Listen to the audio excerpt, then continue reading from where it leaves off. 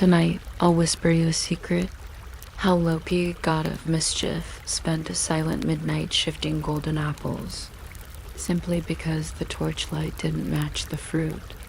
Sometimes, when the violet dusk has already folded itself neatly over the rafters of your mind, it is pleasant to imagine that the great halls of Asgard, too, are settling for the night, their golden shingles clicking softly in the cool breeze like faraway knitting needles finishing a final row. In one such twilight, so the older skalds mumble when no one important is listening, Loki chose to pace the length of the empty banquet table at a speed just slower than a thoughtful snail, examining each discarded drinking horn as though it might confess a secret if only polished by moonlight. He was not, on this occasion, planning anything especially wicked or dramatic. Rather, he was puzzling over the simple injustice that the apples of eternal youth, kept under Eden's gentle watch, were arranged in bowls of gold that did not match the slightly warmer hue of the torch brackets. This, he decided, was both an aesthetic inconvenience and a potential source of light misalignment, hardly the catastrophe sung in sagas, but, to Loki's coloring sense, still worth a midnight adjustment. The trickster enjoyed moving things when no one was awake to protest, mostly because the sleepy silence of the hall gave every footstep an exaggerated dignity. Besides, he argued with himself in a whisper so soft it would not have disturbed a mouse. Minor mischief during a hushed hour counted as a charitable service. It kept the gods from becoming complacent. First, he tried sliding the fruit bowl 2 finger breadths left, then 6 finger breadths right, pausing each time to peer up at the torches that winked back in mild confusion. Eventually, he decided the bowl should perch on a pedestal made of 3 upturned shields, creating what he described as an elevated orchard experience. He retrieved the shields from a storage alcove that smelled of cedar and the faintly nostalgic odor of last year's celebrations. There had been a boar roast, he recalled, and someone, probably Thor, had spilled lingonberry sauce where no one would find it until the next equinox. Of course, even in the gentle lamps of night, one must not simply pluck sacred apples with ungloved hands. Loki therefore borrowed a pair of ceremonial mittens hanging by the hearth. They belonged inconveniently to Frigg, who favored them for stirring her almost legendary porridge. The mittens were knitted of finest cloud wool, impossibly soft and patterned with little constellations that almost matched the sky outside. Loki chuckled at the idea that Frigg, far wiser than he, would undoubtedly notice her missing mittens in the morning, but he consoled himself that she would probably be delighted to discover the apples now basking in more becoming torch shine. Such little reorganizations, he mused, were the unsung housekeeping of immortality. He cradled an apple to inspect its skin, which felt surprisingly cool, as though it still remembered the spring in which it first grew, and he wondered not, for the first time, if Idun hummed lullabies to her orchard the way a shepherd hums to sheep. Turning the fruit slowly, he admired the tiny speckles decorating its pale surface, each speck the size of a grain of starlight, each one perfectly irregular, like freckles on a dawn cloud. He considered eating a single bite, not out of greed, simply curiosity, because legend rarely mentions how these apples taste. Are they tart like the first sip of winter wind, or sweet, like honey that forgets its own hive? The question passed, leaving only a small echo in the rafters. He decided the mystery itself was nourishing enough for now. Shuffling back to the shields, Loki balanced the bowl with practiced grace. If anyone had watched, they might have thought him rehearsing a quiet ballet, the movements slow, deliberate, and underscored by the susurration of his own breathing. The shields groaned ever so faintly under the weight, which pleased him. A faint groan, after all, implied sturdiness. He spent several additional minutes angling the bowl just so, because the precise tilt of the apples changed how the torchlight pulled around them. He imagined that in the morning, someone, perhaps Sif, with her wheat gold hair, would notice the new arrangement and feel inexplicably cheerful, attributing it to good dreams rather than Loki's little night garden. Across the hall, a single ember in the hearth sighed into ash, and the subtle puff of gray dust reminded Loki of midnight snow that falls but never bothers to announce itself. He drifted over to prod the cinders with a spoon left from the evening meal. The handle still smelled of juniper oil and roasted root vegetables. Stirring the embers achieved nothing practical except creating an agreeable glow, which painted slow-moving silhouettes on the nearest wall. One of the shadows looked like a cat wearing a crown, which prompted Loki to wonder whether Freya's great cats dreamed of wearing crowns or simply of larger saucers of cream. Either way, the notion felt cozy, and he tucked it away for possible bedtime storytelling to Thor's youngest stepsons, who always demanded something strange before sleep. He next inspected the long row of benches, each carved with interwoven knots that chased one another like lazy river fish. Loki traced the wood grain with a fingertip, counting knots in sets of 11 for no reason beyond the rhythm of the count. The benches smelled of pine resin and accidental meat spills. Somewhere, near the 8th bench, a droplet of honeyed drink had hardened into amber, trapping a hapless gnat that must have been attending the celebration uninvited. Loki paused to apologize softly to the insect, promising that in a few centuries an intrigued scholar might chisel the amber free and admire the ancient moment preserved inside. It was, he reasoned, the least he could offer. Satisfied with his apology, he curled onto the 9th bench, letting one boot dangle lazily. The quiet hall felt like a seashell pressed to the ear, its air full of distant tides and almost words. Above him, the golden shield ceiling glimmered, but softly, like candle wax admiring itself. He wondered whether the shields overhead ever missed their battle days, or if they too enjoyed the peace of midnight. Perhaps he thought everything, even metal, appreciated rest now and then. His eyelids fluttered at the idea. Just then, a faint giggle leaked from somewhere behind the heavy doors, probably a couple of young Einherjers sneaking mead. Loki smiled indulgently. Mischief was clearly contagious, but at least theirs would be the sort easily forgiven by dawn. He listened to their footsteps fade down a corridor and pictured them tiptoeing past Heimdall's watchtower, holding their breath every time a floorboard whimpered. Youth, he mused, had an energy even Idun's. Apples couldn't bottle Dot, turning back to the apples. He noticed one had rolled slightly askew, as though wanting its own space. He rose, adjusted it, then whispered a secret in case fruit understood languages of hush. The secret, if you must know, was nothing scandalous, merely a recipe for berry syrup he'd once invented while attempting to dye Thor's beard blue. The attempt had failed. Thor's beard remained decisively red, but the syrup turned out delicious, and Loki decided that apples deserved knowledge of it. With chores complete, Loki stretched luxuriously, the sort of stretch that spirals from ankle to fingertip and finishes with a sigh so quiet it mostly resides in the lungs. He surveyed the hall one last time, satisfied that the new bowl placement had improved cosmic harmony by an immeasurable but satisfying fraction.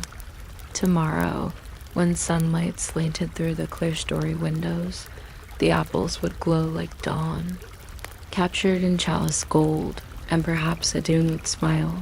Not knowing why breakfast felt brighter, he padded toward the exit.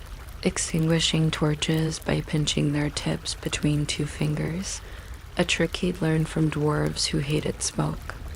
Stains on their ceilings. Each torch surrendered with a soft hiss, like a cat settling into blankets. Darkness gathered, but it was a friendly darkness, the kind that smells of distant pine forests and snow still unfallen. Outside, cold air pricked his cheeks and carried the faint aroma of distant fjords. Somewhere a raven croaked, half asleep yet dutiful, and Loki offered it a slow wink. Crossing the rainbow bridge, he lingered at its highest arch, leaning over to watch starlight dribble into the cosmic abyss. Below, Bifrost too has its off hours, glowing like a low-lit hallway so as not to disturb slumbering constellations. He imagined Heimdall somewhere nearby, eyes half closed but ears still alert, and sent the gatekeeper a mental greeting that was equal parts respect and playful dare after all. Heimdall probably knew about the mitten borrowing already. Finally arriving at his own quiet chamber, Loki eased open the door with the delicacy of a librarian returning a fragile tome. Inside, a single candle waited, flame swaying in that polite way candles acknowledge a latecomer. He removed Frigg's mittens, folded them neatly, and set them on his windowsill where moonbeams could keep them company. Tomorrow he would return, them perhaps slipping in a thank you note shaped like a snowflake and laced with a pun about porridge. He found the notion amusingly courteous. Slipping beneath woolen blankets, he pictured the apples exactly as he'd left them elevated, harmonious, lightly scented by shield resin.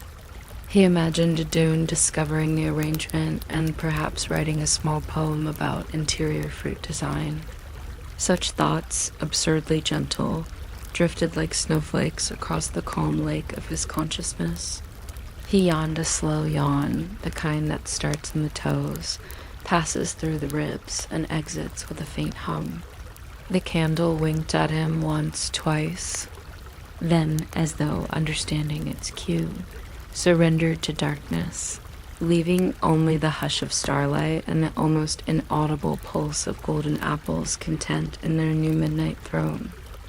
Now and then, when Asgard dozes beneath a glimmering shawl of aurora green and icicle blue, the dwarven forges of Svartalfheim keep politely clinking along, like distant teacups in a cavernous dining hall no one remembers booking. That is where tonight's gentle wandering begins, down in a workshop tucked behind stalactites that glisten like half-melted chandeliers. The air is warm, not with roaring flames, but with the sigh of coals settling into themselves, their glow, as subdued as bedside embers. Here, the famed brothers Sindri and Brokkr have chosen to stay up far past what most would consider a reasonable bedtime, determined to finish a rather important project for a certain thunder-inclined client. Yet please do not brace for sparks or clanging. Tonight the hammering is more of an affectionate tapping, each stroke delivered as though the metal might be ticklish. Brokkr, the shorter of the pair, hums an off-key lullaby that seems designed less to soothe the metal and more to keep him from nodding over the anvil. He pauses often to peer at a small parchment list pinned to a stalagmite. The list reads, handle, head, lightning slot, decorative knot, endearing name. He is crossed. Off nothing yet, but that is not because work has stalled. Rather, he prefers to cross items only when they are perfect. Perfection, in his view, may take multiple test swings, a mug of mushroom broth, and a contemplative stroll past the cooling ingots, just to confirm they are still content. Sindri, meanwhile, is orchestrating the bellows with the slow rhythm of someone turning pages in a large, sleepy book. Each squeeze sighs outward, sending a gentle plume over the half-molten iron. He sprinkles a pinch of ground moonstone onto the surface. It shivers into the metal with a soft sizzle that reminds one of rain touching a window pane. He does this not because moonstone is strictly required, but because he read somewhere that it encouraged pleasant dreams in newly forged weapons. A hammer that dreams sweetly, he reasons, may swing more cooperatively in daylight battles, though. The science remains unverified. Neither dwarf is eager for drama tonight. The wager that brought them here, Loki's boastful promise that they could never outdo the sons of Ivaldi, has already been made. The grand stakes placed, and the gods, one assumes, are sleeping happily unaware that the outcome rests on midnight. Tinkering. Even Loki, notorious night owl, has retired to whatever mischief counts as rest in his dictionary. That leaves the forge to its own drowsy agenda. A curious moth drifts in from who knows where, circling the forge exactly 3 times, before perching on Brocker's cap. Brocker considers shooing it, then shrugs and lets it stay, on the grounds that moths, too, deserve front row seats to craftsmanship. The moth blinks its dusty wings slowly, as though approving each incremental shine on the forming hammerhead.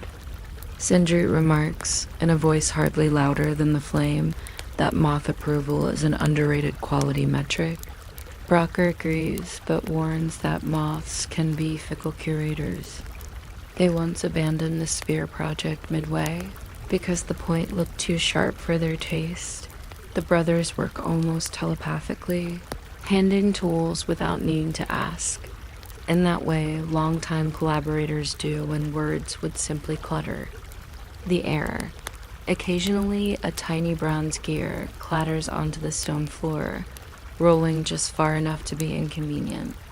Brocker fetches it with a theatrical grunt, muttering that gravity should observe curfew after midnight. Sindri proposes filing a complaint with the local laws of physics. Perhaps they would accept a bribe of polished quartz to relax their grip. Drift by like snowflakes, uncertain whether to fall or float. Outside the cavern mouth, the faint chirp of cave crickets keeps time, though not strictly. They often miss a beat and must catch up, producing an asymmetrical rhythm oddly compatible with relaxed hammering. Somewhere deeper in the tunnels, a sleepy salamander coughs. A tiny spark pops from its nostrils, adding negligible but charming illumination to the shadow's dot. At long last, the hammerhead takes on its final subdued sheen. It is not yet the brilliance of midday Mjolnir. That glow happens later, when thunder baptizes the metal and open sky. Tonight it is more like a hush of potential, a small promise nestled in iron. Brocker lifts it with 2 hands, testing weight. He nods. Not quite smiling dwarves reserve wide grins for finished alloys, but the corners of his beard twitch upward, which is roughly equivalent. Only the handle remains, carved from wood that once grew in a glade where sunbeams now dull. Afternoon. Sindri strokes the grain gently, murmuring a blessing to keep splinters from plotting mischief. Carving proceeds at a leisurely pace. Shave, pause, admire.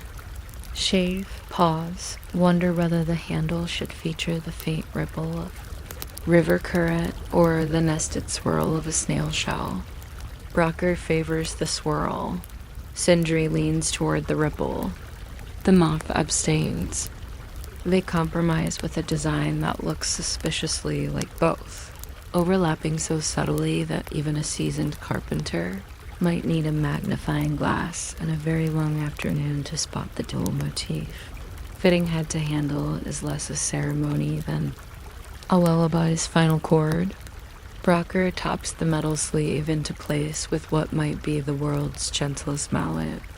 When the pieces click, the sound is barely more than the closing of a well-loved book after one more chapter than intended.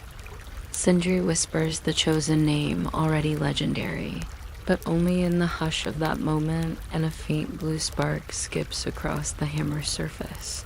It is neither thunderous nor theatrical. Just a reminder that enchantment often starts as a whisper. They set the finished hammer on a velvet cloth to cool, though the cloth is purely symbolic since enchanted iron regulates its own temperature. The moth, sensing completion, flutters twice, then lifts off toward the cavern roof where night meets night. Brocker doffs his cap in farewell, discovering a tiny dusting of silver powder left by the moth's departure. He decides it looks festive, and makes no attempt to remove it. Now the forge grows quieter still. Coals subside to dusky orange. Tools return to racks with small clanks that echo longer than they deserve, as though stone walls enjoy gossiping about each neat sound. Sindri and Brocker sit on a shared bench, boots close to the fading warmth. They share the mushroom broth, slightly tepid now, tasting of earth and polite ambition. Neither speaks of wagers or gods. Those belong to another hour. They speak instead of the peculiar softness of iron at the precise moment before it hardens, and whether that softness feels like memory or anticipation. It is the sort of topic that could rock one gently into sleep if the bench were any softer, and the broth any warmer. Eventually, Brocker extinguishes the final coal with a pinch of powdered snow saved from earlier travels. The snow sighs into steam, curling upward like a tiny ghost grateful for release. Sindri collects the faint scent, something like pine, something like old stories, and tucks it into his thoughts for later dreaming. They drape a cloth over Maltier, not to hide it, but to let it rest unobserved, like a newborn foal adjusting to its legs. Outside, dawn is still an hour away, but somewhere on the horizon, light is stretching, cat-like testing its paws. The brothers make their way to their modest sleeping cots carved into the cave wall. As they settle, they can almost feel the hammer humming ever so softly, perhaps practicing thunder in lullaby form. Brocker imagines Thor receiving it with joyous bellows. Sindri imagines the look on Loki's face when the wager is settled. Those thoughts glow briefly, then dim, sandwiched between the closing eyelids of two very tired, very satisfied craftsmen. In the gentle dark, the cavern is nearly silent, save for a low resonance from the fresh hammer, too soft for ears, more vibration of possibility settling into cosmic inventory. All else is stillness, inviting even the stones to nap. If you listen closely, past the blinking hush of cooling metal, you might hear the moth reporting back to the night air, a review of front row craftsmanship, delivered in wing beats so slow they could well be yawns. Should that rhythm lull you toward sleep, let it guide you deeper, until even the idea of forging thunder becomes nothing more than a warm ember flickering at the edge of a dream. Everyone in Asgard enjoys the luxury of resting eyelids at twilight. Someone must keep an eye, or in this case a fine-tuned ear, on all 9 realms, while the others dream of mead refills and perfectly roasted boar. Tonight we drift to the high perch of Heimdall, who stands upon the rainbow bridge Bifrost with a patience so unhurried it could lull even the rowdiest Valkyrie into a yawn. He is famously alert, yet that vigilance is not a constant blaze but a gentle, unwavering glow, like a bedside candle that refuses to gutter even when a draft tiptoes past.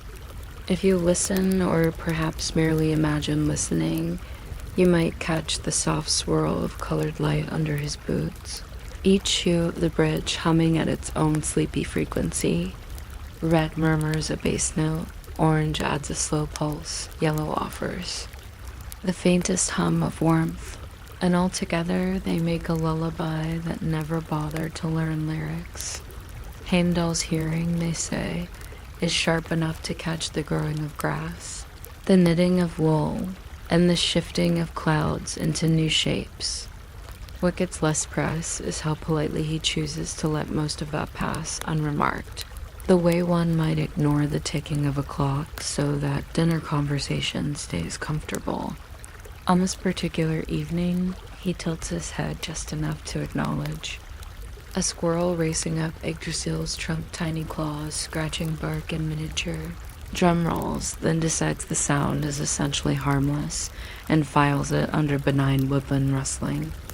He has a mental cabinet of such categories, all meticulously but sleepily maintained, urgent clangs, mild curiosities, and the large folder labeled probably for.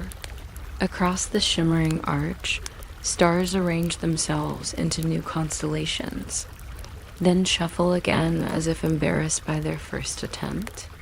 Heimdall notices, naturally, but remains still, content to let the cosmos practice choreography without commentary. Meanwhile, somewhere at the far end of the bridge, invisible frost, giants grumble about the draft coming off Gladsheim's spires. Their complaints ride the cold air like distant kettle whistles, pitch shifted down to something almost soothing by the time it reaches Heimdall's station. He files this under habitual giant grumbling, a recurring background noise that rarely rises to the level of alarm unless accompanied by heavy footfalls or the unmistakable clang of a stolen cauldron. The guardian leans on the haft of his gleaming horn, Jalahern, not grasping it as one might clutch a precarious teacup, but resting it the way a librarian might lean against a well-behaved book cart. The horn itself seems to appreciate the pause, its silver mouth catching aurora light and refracting it into lazy prisms across the clouds below. Should the need arise, Heimdall could raise it and sound a blast powerful enough to wake every leaf on every world tree branch. But need feels distant tonight, and the horn enjoys a bit of reflective silence, as do we. Time in Asgard is famously elastic. Hours can stretch like warm honey, or snap short like an impatient twig, depending on which poet you ask. This evening it chooses honey. Heimdall lets his gaze wander toward the quiet fields of Vanaheim, where endurance tall grasses, sways if stirred by the slow exhale of the universe. He counts the sways 1, 2, 3, then stops when he realizes counting sways might invite the sort of mathematical curiosity that leads to wakefulness. And wakefulness, while his professional baseline, is not something he wishes for the rest of us just now. If you're wondering how Heimdall himself avoids drifting to sleep during these gentle night shifts, the answer is neither startling nor dramatic. He simply breathes in through the nose for 7 heartbeats, out through the mouth for 7 more, and imagines the air is tracing a lazy figure 8 between the worlds.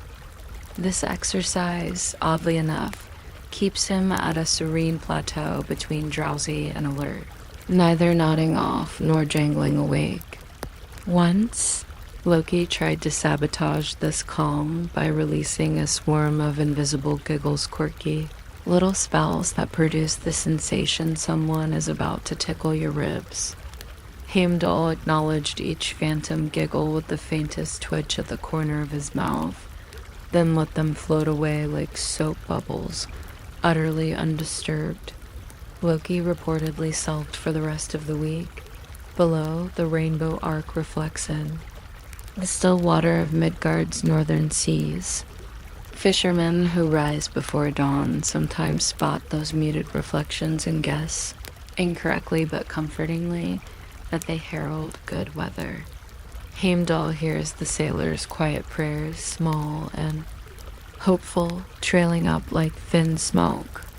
He does not answer. Guardian duties differ from those of gods who grant wishes, but he does smile, the sort of smile that requires no muscles, just the gentle widening of understanding. His stillness itself is a blessing, a promise that someone will keep watch while others dream of tomorrow's catch dot. An owl glides past, wings whispering against the thin night air. Heimdall's ears follow the soft eddies of the feathers, appreciating that the owl hunts with respect for the shared hush. The bird finds a perch on a glistening stalactite of frozen rainbow, something rare enough that even Heimdall takes a longer glance. The owl blinks once, satisfied, then promptly falls asleep at self-head, swiveling to rest at an angle that would alarm creatures of more rigid anatomy. The guardian entertains a fleeting thought about the odd comfort of owls. Sleeping posture, objectively unsupportive yet evidently restorative. He decides creatures know their own beds best out far in the distance. Faint thunder rolls Thor sneezing, perhaps, or merely the sky shifting its weight. Heimdall distinguishes between threat and mere meteorology with the ease of a gardener telling weeds from herbs. This thunder, he judges, is the harmless kind, resembling a contented giant rolling over on clouds thick as quilts. No need to reach for Jallarhorn. No need to do anything but let the sound pass, low and round, down the fjords like a lullaby sung by the horizon itself. Heimdall occasionally practices an unusual hobby during the quieter stretches, composing almost poems that begin well and then deliberately wander off before finishing. He does this so that each fragment has room to breathe without the burden of conclusion. Tonight, he murmurs half a verse about starlight sipping dew from the cup of silence, then lets it taper into a thoughtful hum. Somewhere, poets would lament the loss of potential, but Heimdall believes some phrases prefer to float free, like mist that never commits to rain. Another hour, or what feels like one drifts by, bringing with it a subtle cooling of colors. The reds deepen into burgundy, the blues stretch into lethargic indigo, and the greens yawn before slipping under the linen of dawn. Heimdall notes the change, the way a clock might feel its own tick. Soon the first early risers of Asgard will emerge, rubbing sleep from eyes, perhaps wondering if the apples look brighter than yesterday, without realizing some mischievous architect has changed their pedestal. Heimdall could tell them, but he prefers to watch understanding dawn on faces slowly, like sunrise on a lazy fjord. Satisfied that night's quiet integrity remains intact, Heimdall allows one last sweeping glance over the realms. All 9 appear, to breathe in time as though sharing a single gentle lung. He nods to himself, an affirmation both report and lullaby, then shifts slightly to ease a stiffness found only by those who stand still long enough to greet silence as an equal. That small motion makes no sound, but if it did, it would be akin to the soft creak of a well-read book's spine surrendering to yet another nighttime chapter.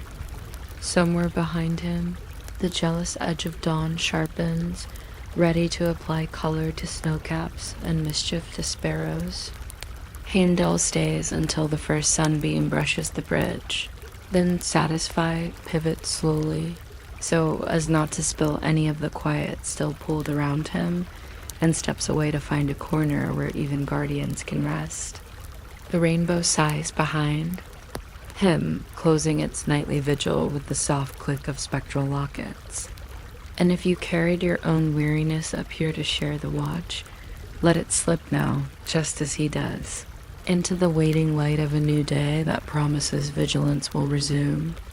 When evening next taps gently on Asgard's gates, when the wider world is still deciding whether to be night or dawn, Freya's great hall rests in a hushed suite as rose-hip tea left steeping on a sunny sill. Lanterns trimmed low scatter soft amber puddles along the floorboards, and in those puddles sprawl 2 enormous cats, purring so slowly that each rumble seems longer than a lullaby. These are not kittens of the common hearth, but the goddess's own chariot pullers. Fur thick as cloudberry cream and whiskers capable of detecting even the faintest change in the household mood.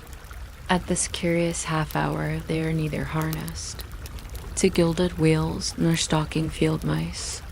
Instead, they are busy with the equally serious business of dreaming, a task they perform with professional dedication, twitching velvet paws whenever a phantom sparrow flutters too close. Freya, robed in a shawl of dusk pink linen that hardly whispers when she moves, tiptoes among braided rugs, as though attempting to surprise a secret. She carries a small brass brush carved with runes of tranquility, its bristles trimmed from the manes of kindly dwarf ponies. The brush, like many magical tools, knows its purpose and waits without complaint for tonight's routine, detangling the improbable knots that cats seem to collect while perfectly still. Freya kneels beside the nearer cat. This one answers, on rare occasions, to the name Snorer, though only if he approves of the request. She begins in slow strokes, letting the brush glide down his spine as though smoothing ripples on a pond. Each pass releases a soft cloud of silver underfur that drifts away like tiny snowflakes, bold enough to appear indoors. With every sweep, Freya hums a tune consisting mainly of gentle vowels. The sound contains no words, and yet seems to tell the cats precisely what they need to know. That breakfast is imminent but not urgent. That the world outside remains manageable, and that no unexpected guests will arrive until the dew on the meadows has had time to finish its morning correspondence with the sun. Snur responds by stretching one hind leg in luxurious slow motion. A claw emerges, glints once in lantern light, then retracts politely. Farther off, the second cat, Brimmy, opens a single eye colored like dark honey left too long in the jar registers her companion's grooming privileges, and closes the eye again, evidently trusting her turn will follow in due course. Outside, a breeze nudges the shutters, but so lightly that they rock instead of rattle, producing a sound very much like a wooden cradle gently lulling itself. Freya listens with half an ear, though she already knows nothing troublesome rides that wind. Had Trouble tried to borrow the breeze, her falcon cloak hanging on the peg would have rustled in warning. Even without it, her goddess sense tastes only harmless notes. Distant pine, faint river chill, the shy sweetness of meadow grass. She attends once more to the brush, guiding it under Snur's chin, where rough meets jaw in an opulent fluff. He answers with a rumble so steady it could be mistaken for a far-off foundry, though not nearly as industrious Dot when the first cat is entirely convinced of his own magnificence, and considering he was already nearly certain Freya shifts to Brimmy, who rolls onto her side with the slow gravity of a moon altering its orbit. Brimmy's fur is darker, with subtle brown striping that only lantern light cares to reveal. Freya traces those stripes as though reading a very quiet story printed without ink. She pauses at a small burr stubbornly clinging near Brimmy's shoulder. It may have hitched a ride from yesterday's field excursion, when both cats escorted Freya to inspect flax flowers nodding toward harvest. The burr yields under the brush after a moment's gentle persuasion, and Freya sets it aside on a low table, making a mental note that even brambles deserve breakfast eventually, though perhaps not until they have meditated on the consequences of unwelcome attachment. With grooming complete, the cats sit up, archbacks and mirrored stretches, and produce yawns so cavernous a passing moth could rent the space as winter lodging.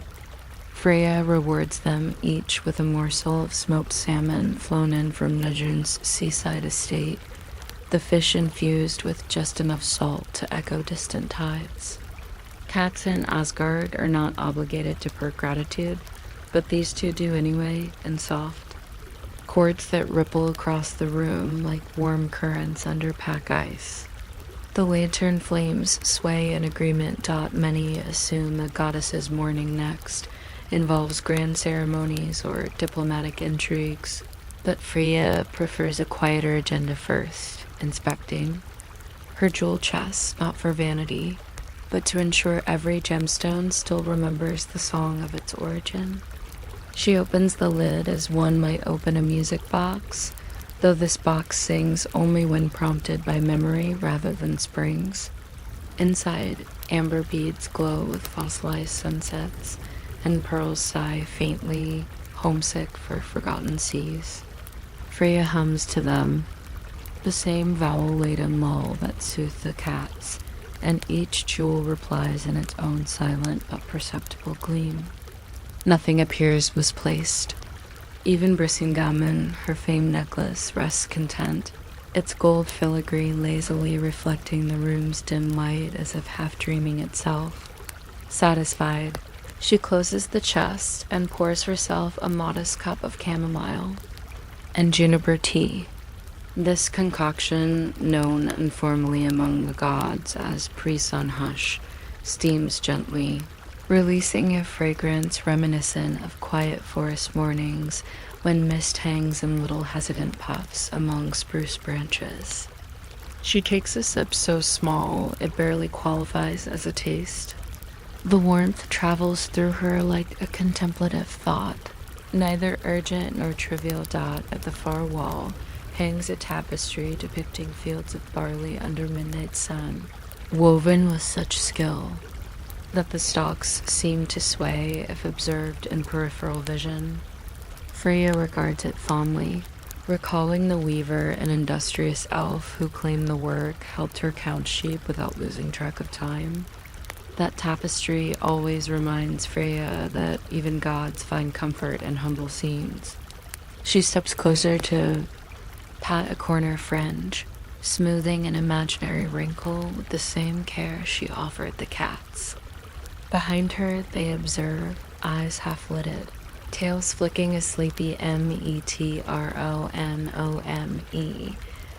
Eventually, the room's stillness is visited by the faintest pallor of pre-dawn pushing at the window seams. Freya recognizes that her allotted pocket of nocturnal peace is concluding. She clinks the teacup once not loudly but clearly, a signal to feline ears that harnessing time nears. Snur and Bramy rise as one, making their way toward the velvet-lined yoke resting by the door. The harness is far lighter than it looks, enchanted so that its golden loops feel no heavier than a wreath of heather. Freya fastens each loop, with unhurried ease, murmuring brief compliments on whisker neatness and paw precision. The cats receive the praise with imperial composure. Compliments, they maintain, are a basic expectation rather than an indulgence. Together they step outside, paws landing softly on dewy stone steps. The rainbow to Heimdall's bridge is visible in the distance, now brightening from subdued pastels into its daylit vibrancy. A hush still blankets the realm, broken only by a solitary raven flapping overhead, its wings sounding like the turning of thick pages.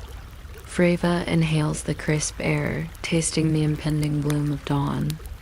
She guides her cats to the waiting chariot, its wheels carved with tiny spirals that remember every journey but never complain about repetition.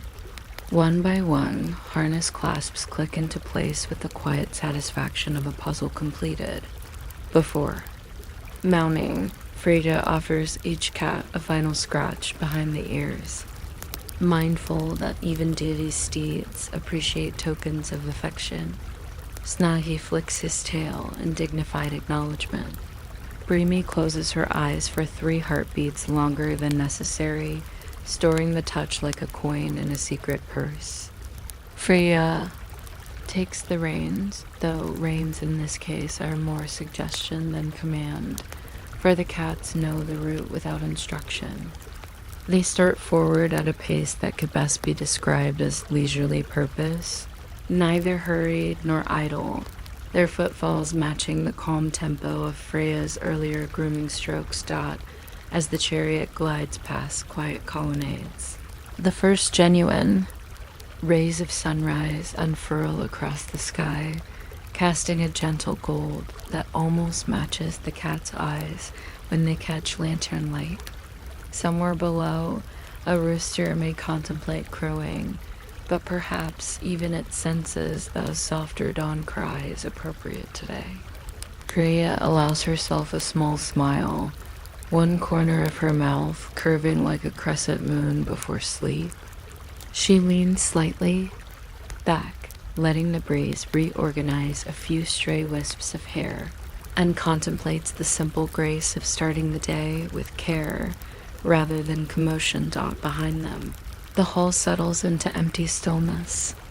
The lanterns flicker once, then extinguish themselves as though bowing out of a performance.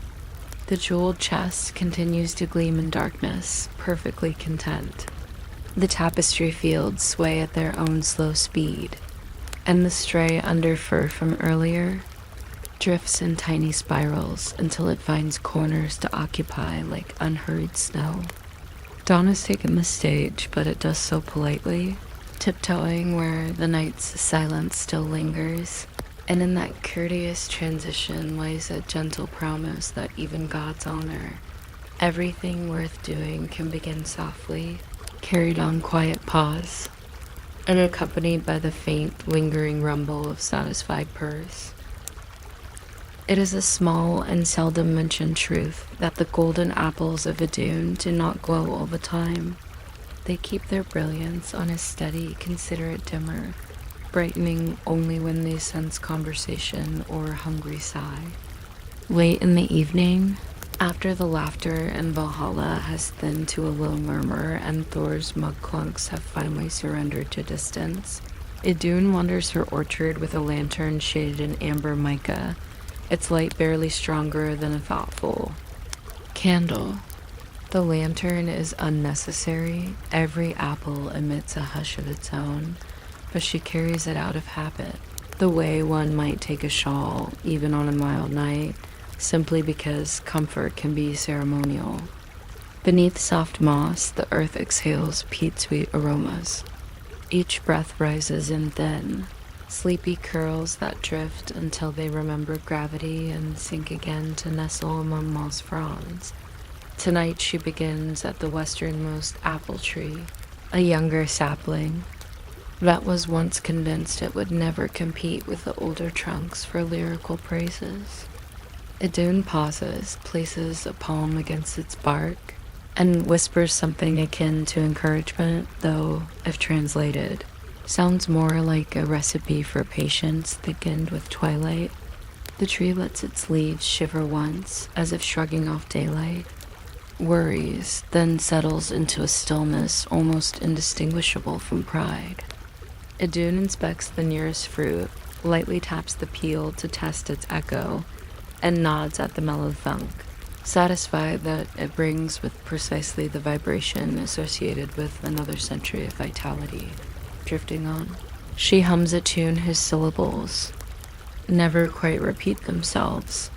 Some claim the melody is older than the orchard, assembled from strands of dawn and dusk woven together, while others suspect she improvises nightly depending on which birds did the most melodic chirping at sunrise. The truth is a modest combination of both. The song is partly inherited, partly invented, entirely under no obligation to remain consistent. That inconsistency pleases the apples, which, despite appearing identical, harbor tiny differences. One prefers slight drizzle, another favors starlight filtered through pine needles, and so on. By varying her hum, Idun offers each apple a distinctive lullaby without needing to compose 11,000 separate sonnets. High above, Ratatosk the squirrel scampers along a branch, tail flicking like a shorthand quill. He is generally known for carrying insults between the eagle at Yggdrasil's top and the serpent at its root. but on off hours he moonlights as an unsolicited fruit critic. Tonight he squeaks a comment that, if generously interpreted, might mean the apples look a tad underpolished. Idun chuckles softly, which in orchard acoustics sounds like wind through straw, and assures him that the apples value patina. They are practically antiques in training. Ratatosk, mollified, proceeds to test a dewdrop's surface tension with a whisker, finds it satisfactory, and dashes away to file a comprehensive report only his personal diary will read. Idun reaches. A central tree, oldest of the grove, its trunk wide enough to host 2 armchairs and a philosophical debate. She settles onto a natural root seat worn smooth by her many evening vigils. From a pouch, she withdraws a slender wooden picker little more than a decorated twig with a velvet loop at the end. One by one, she eases apples from their stems, cradling each as though it were a blown glass moon, and places them in a shallow wicker basket lined with fragrant hay. Every few apples she pauses to let them whisper among themselves, an exchange of subtle pitches that sound, if you lean in, like sugar crystals deciding how sweet tomorrow ought to be. The basket finished, she sets it beside her and produces a cloth embroidered with tiny runes that translate to helpful, albeit obvious, reminders.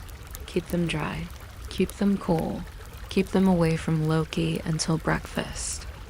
She polishes each fruit in slow circles, marveling at how the sheen deepens not simply to gold, but to the subdued warmth of a sunrise, willing to wait until you are fully awake. Polishing accomplishes little in practical terms. Magic already. Prevents bruising and decay. Yet time spent in gentle repetition is its own nourishing ritual. Like knitting scarves no one strictly needs, but everyone inevitably clings to when winter whispers at the doorframe. A speck of stardust, likely shed from a shooting star's passing sigh, drifts down and lands upon an apple's skin. Idun flicks it off with a fingertip, sending it cartwheeling onto the moss where it will eventually befriend a beetle interested in astronomy. Stars, like squirrels, occasionally volunteer commentary on orchard aesthetics. Idun has learned to thank them without promising to implement suggestions. Tonight's stardust offered no complaint, merely a gleam of curiosity. Some distance away, a small stream threads through the grass, babbling in a dialect midway between brook simplicity and river philosophy. Its murmur slips through the orchard, like background music chosen by nature to be heard only if you happen to notice it. Idun does notice and finds in it a percussion to her humming. The combined sound her melody braided with water's cadence rocks the apples deeper into calmness. They glow a fraction brighter, as though exhaling small sighs of contentment. That glow illuminates strands of spider silk stretched between branches, their dew-beaded lengths becoming sudden necklaces fit for unseen royalty. Now, one might wonder where Odin is during such serene maintenance of immortality supplies. He is most likely pacing beneath a roof of ravens, composing yet another stanza no mortal ears will hear. He trusts Idun implicitly.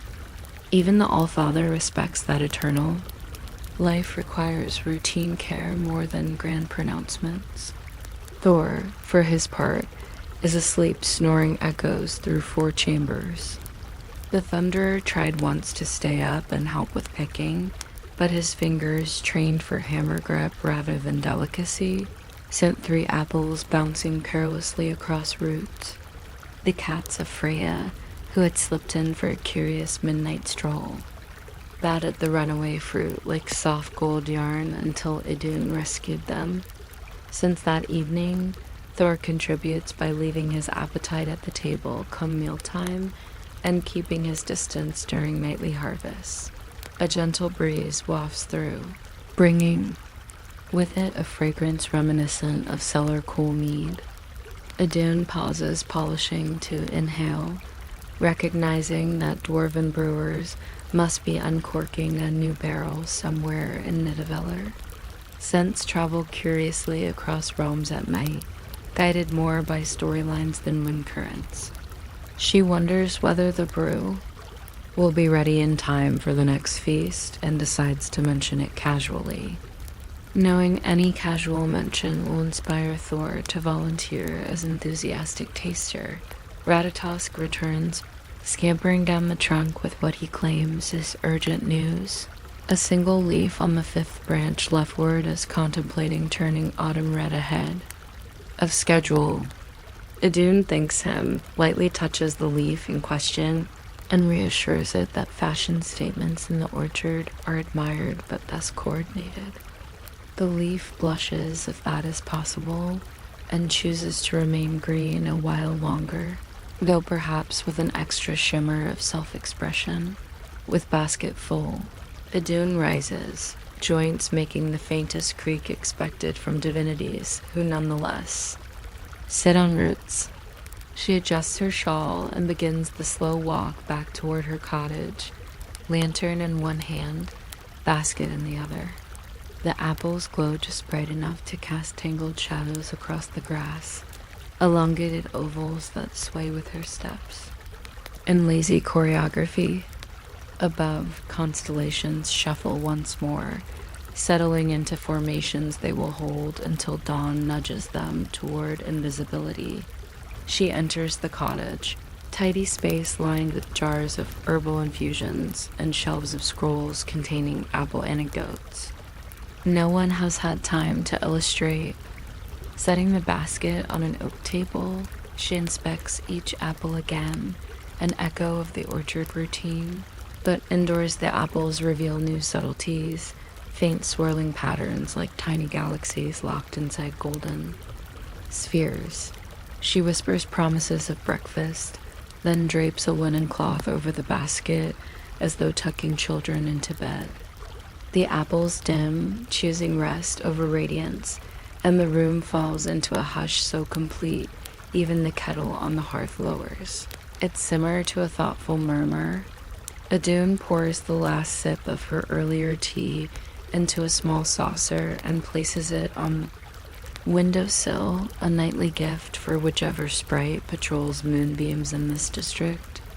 She then removes her lantern's mica shade and pinches the flame, watching the wick curl into smoke. Darkness settles, but it is a friendly darkness, smelling faintly of chamomile, moss, and the quiet optimism of growing things. Idun yawns, just once delicately, and retires to her rest, leaving apples, lantern, and half-finished songs to continue their gentle dialogue beneath the hush of a sky practicing silvery chords for the next day's sunrise rehearsal. In this manner, the orchard's secret clock moves forward, soft tick by softer tuck, ensuring that divine vitality remains freshly polished and thoroughly lullabied, ready to greet another cycle of heroic energies, all orchestrated by a goddess who believes even immortality benefits from bedtime stories whispered to the fruit that keeps time itself at bay. Somewhere upon the quiet curve of the seaward realm called Noten, Jerd, lord of tide-tempered breezes and politely timed waves, strolls the shoreline long before sunbeams punch their first sleepy holes through the eastern mists. The sand is still cool enough to remember last night's moon, and each of his slow steps presses a shy print that the next gentle lapping will obligingly erase, the ocean acting like an unseen butler who tidies footprints before anyone can catalog them. Farther out, the tide itself seems to yawn one of those drawn-out, rippling exhales that fish interpret as a signal to roll over in their beds of eelgrass and collect. A few more minutes of underwater dozing. Jerd listens to that watery sigh the way one might appreciate a companion's steady breathing in a shared silence.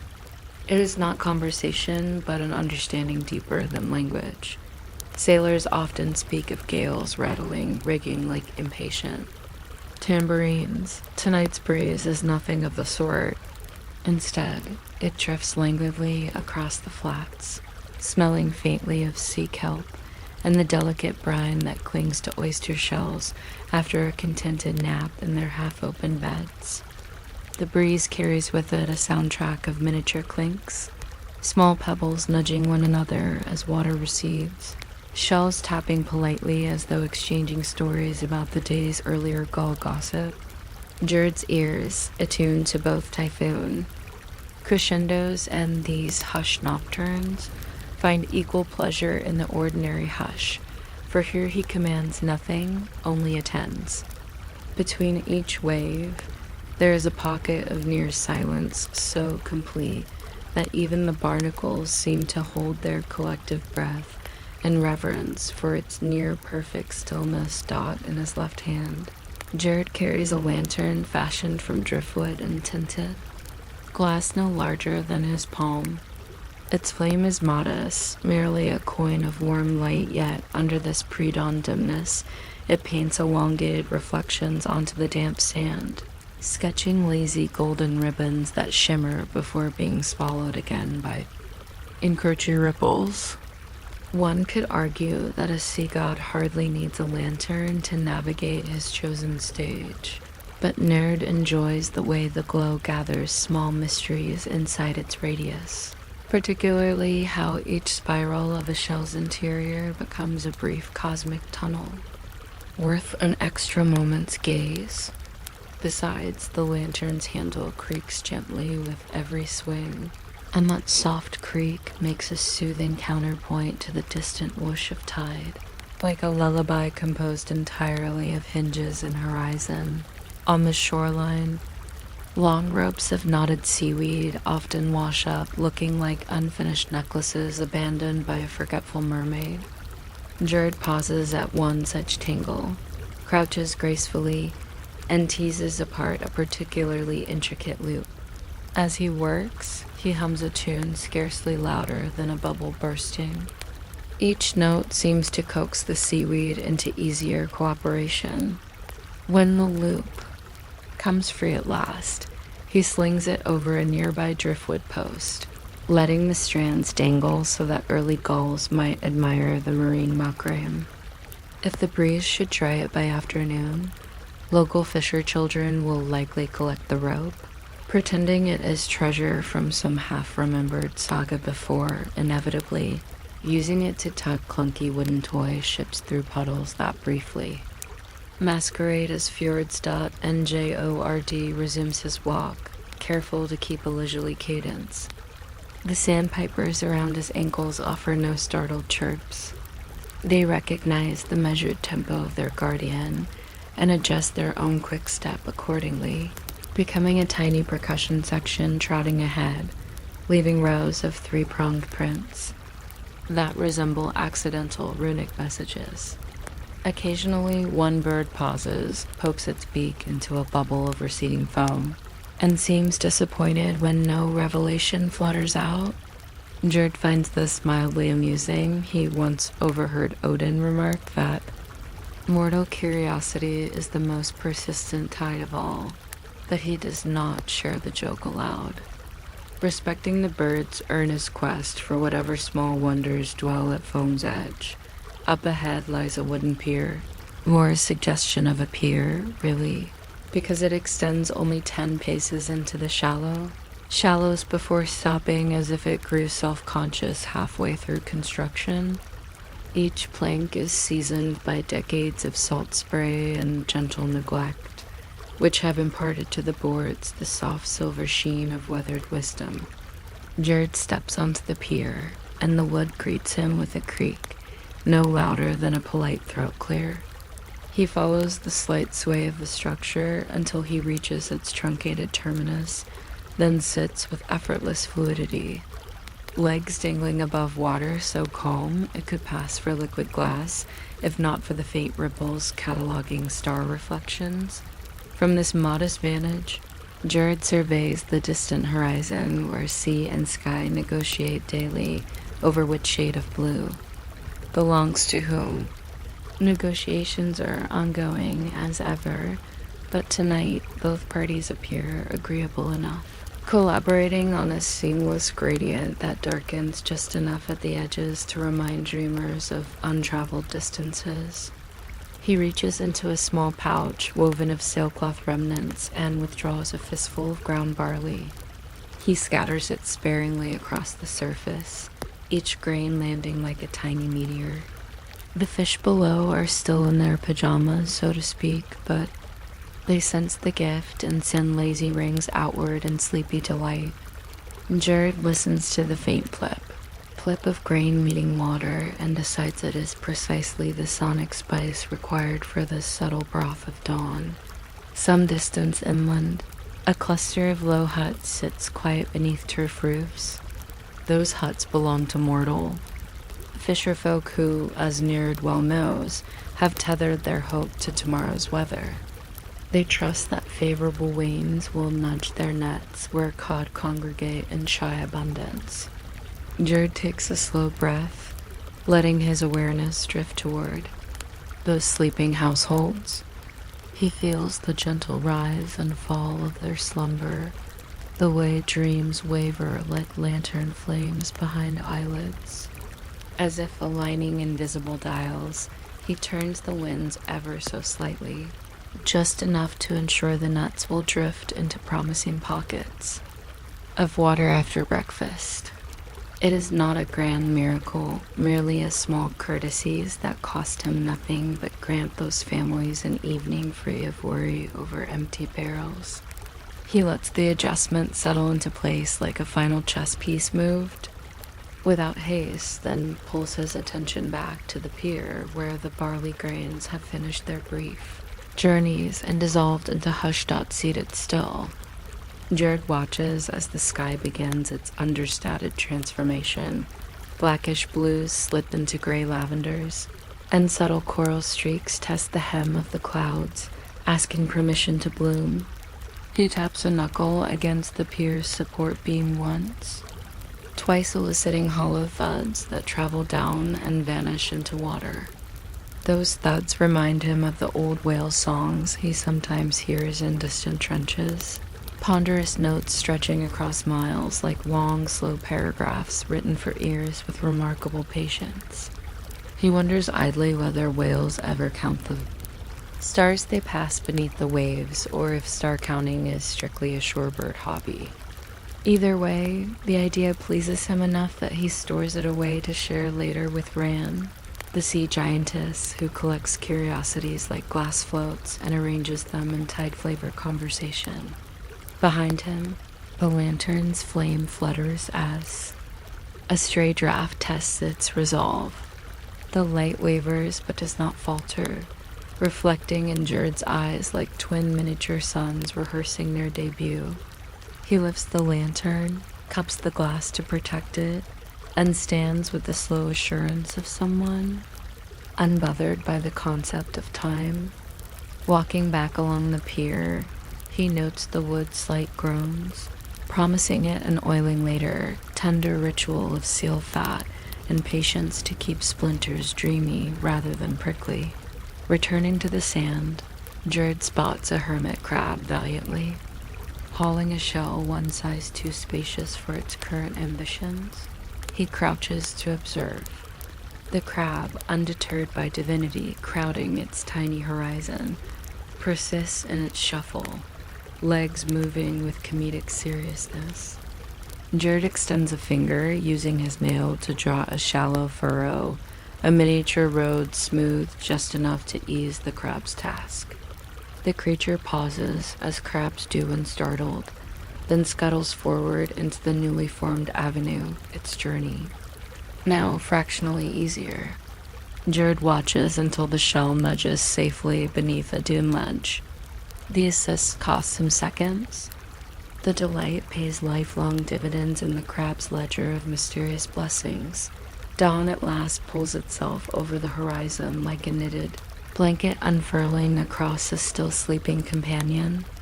The first true rays slip under the low cloud bank, alighting on Jerd's shoulders and bathing the wave edges in delicate bronze. The hush of night lifts, not abruptly, but white curtains eased back by considerate stagehands, revealing a set already in motion. Gulls, having filed their whisper-quiet rest reports, begin to call with measured enthusiasm, nothing boisterous, more of a throat clearing to let sandpipers know the day's shift has arrived. Jared smiles at their punctuality. He tilts the lantern to extinguish it against the moist sand, hears a faint sizzle, and watches a wisp of smoke coil upward, thin as a forgotten question mark. Stretching once, his motions echoing the tide's earliest push toward fullness, he turns inland, satisfied with the night's work of near imperceptible adjustments and tiny kindnesses. The fishermen will soon stir, nets will meet cooperative. Currents and children will race the tide to collect seaweed ropes at low water. All this set gently in motion by a god whose favorite miracles are the ones barely noticed, the kind that sound like peace and feel like a breeze warm enough to promise that even tomorrow's storms will know precisely when to arrive, and more importantly, when to depart.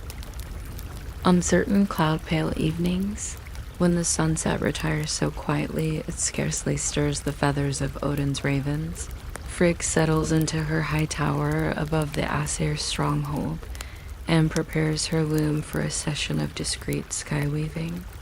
The tower interior sits midway between hearth warmth and open-air coolness, for the walls are half windows fashioned from sheets of cloudstone fleecy, mineral panes that let in the lavender hush of twilight while muting any boisterous echoes rising from distant feasting halls.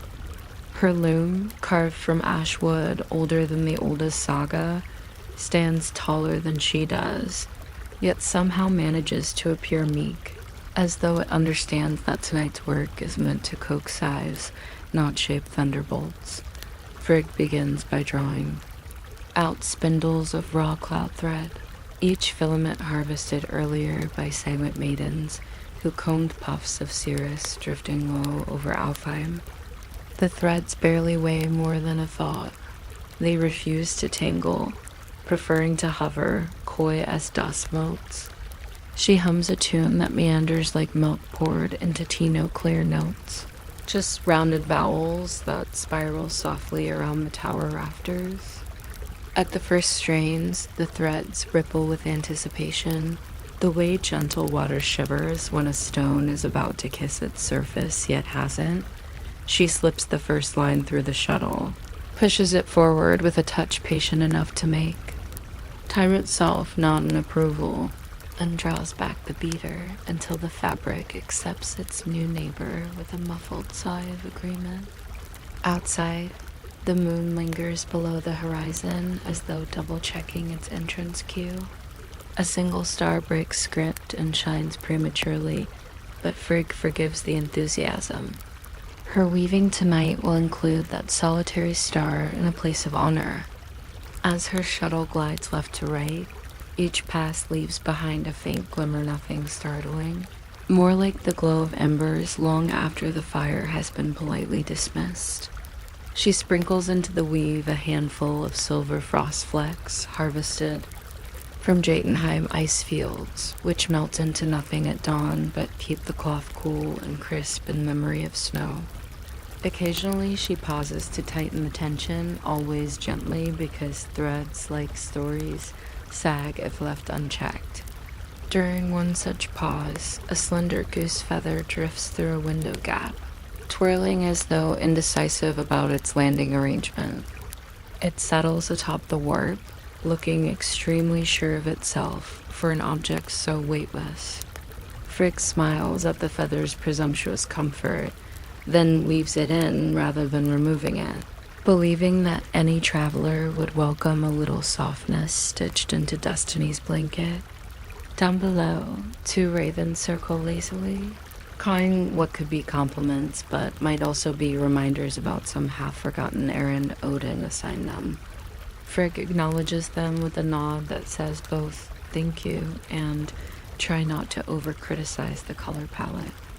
They caw again politely, by Raven standards, and fly off to consult a breeze about gossip efficiency dot as the warp fills.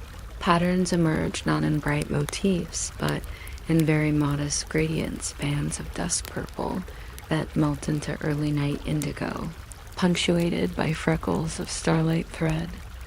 To the untrained eye, the cloth might look monochrome at first glance, but a closer inspection would reveal swirls reminiscent of barley fields stirred by sleepwalking wind, or river eddies that forgot their errands and decided to dream in place.